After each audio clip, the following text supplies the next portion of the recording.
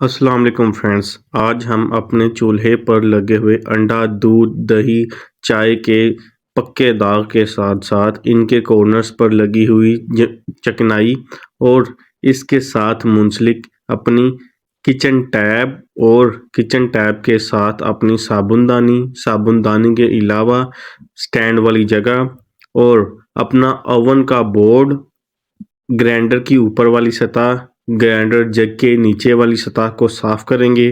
बहुत ही आसान ट्रिक है, साथ रहिएगा। शुरू करते हैं।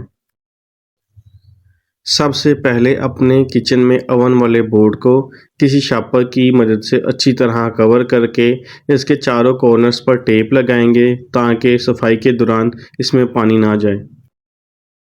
एक अदद खाली बाउल में ज़रूरत के मुताबिक बेकिंग सोडा डाल लेंगे। घर में आम इस्तेमाल होने वाला डिश वॉश लिक्विड डालेंगे। किसी ब्रश के मदद से इसका एक मिक्सचर बना लेंगे। ये मिक्सचर ना ज़्यादा गाढ़ा होना चाहिए, ना ज़्यादा पतला होना चाहिए। आप चाहें तो उसके अंदर अपनी ज़रूरत के मुताबिक पानी भी डाल सकते हैं। माशाल्लाह से यहाँ पर हमारा पेस्ट तैयार हो चुका है। चलें अब इसको अपने किचन गैजेट्स पर अप्लाई करते हैं।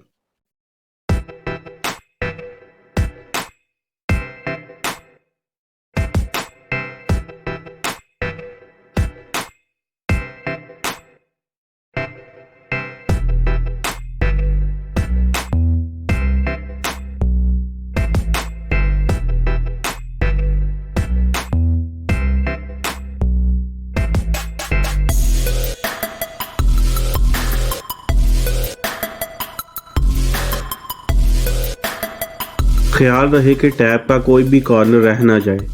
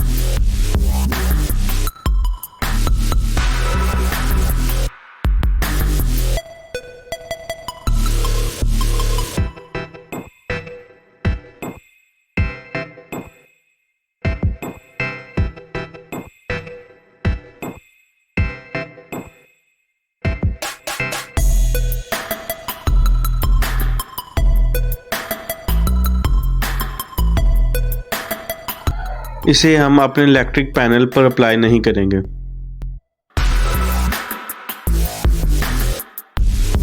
पेस्ट को सारी जगह पर अप्लाई करने के बाद सिरके को किसी शावर वाली खाली बोतल में डालेंगे।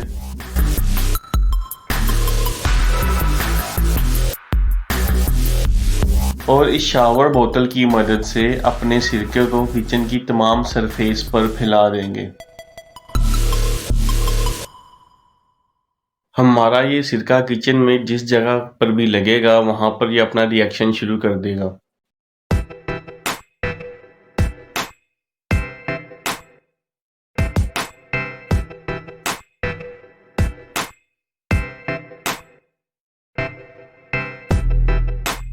सिरके को अपनी तमाम गैजेट्स पर अप्लाई करने के बाद सबसे पहले जाली की मदद से अपने चूल्हे को स्क्रब करेंगे।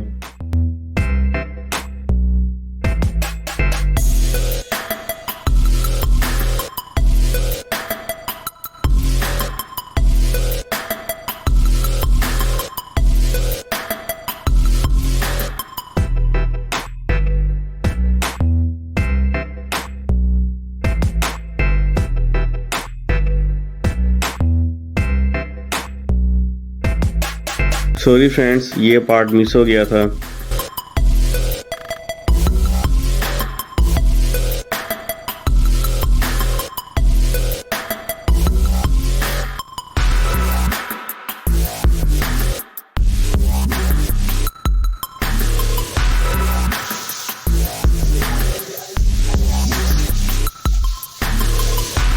गीले कपड़े की मदद से अपने ग्राइंडर की सरफेस को साफ करेंगे। ख्याल रहे कि इसके इलेक्ट्रिक पैनल पर पानी ना जाए। जिन कॉर्नर्स पर हमारा कपड़ा नहीं जाता वहां पर हम टूथब्रश का इस्तेमाल करेंगे।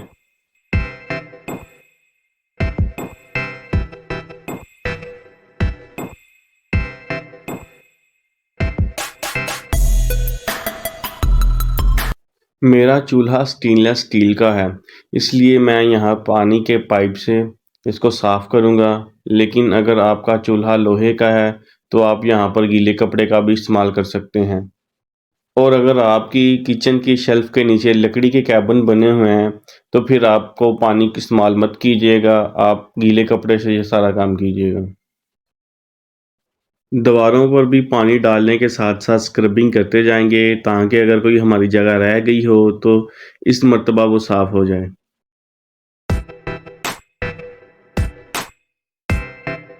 फ्रेंड्स, आप देख रहे हैं कि किस तरह से हमारे किचन की दीवारों से चिकनाई के दाग उतर रहे हैं।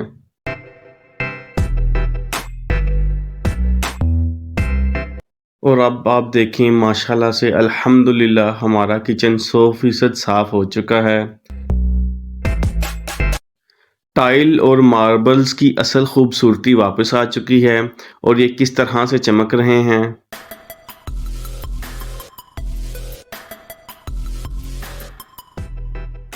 माशाल्लाह से हमारे किचन मिक्सचर और सोप होल्डर्स यानी कि साबुनदानी की भी चमक वापस आ चुकी है। माशाल्लाह। यहाँ पर आपको एक और बार बताता चलूँ कि मैंने इस तरीके से अपने इलेक्ट्रिक बोर्ड को साफ़ नहीं किया। इलेक्ट्रिक बोर्ड को साफ़ करने के लिए मैंने ऑलरेडी एक अलहदा वीडियो बनाई हुई है, आप मेरे चैनल पर विज़िट करें और वीडियो देख सकते हैं। यहाँ पर अल्हम्दुलिल्लाह मैंने अपने इलेक्ट्रिक बोर्ड की भी सफाई कर ली है। आप देख रहे हैं ये किस तरह से चमक रहा है। वीडियो पसंद आए तो वीडियो को लाइक और चैनल को सब्सक्राइब लाजमी कीजिएगा। अल्लाह हाफ़िज़।